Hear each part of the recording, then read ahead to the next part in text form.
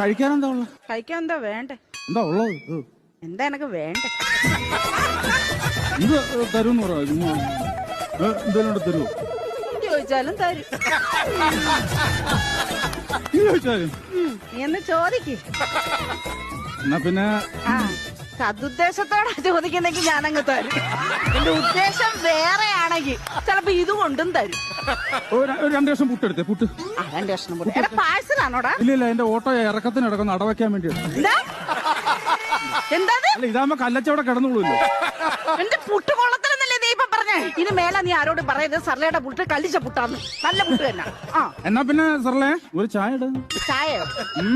പതച്ച ചായ വേണോ പതക്കാത്ത ചായ വേണോ? പതക്കാത്ത മതി. ശരി, പതക്കാത്ത. എന്താ പേരിനെ കൊല്ലണോ?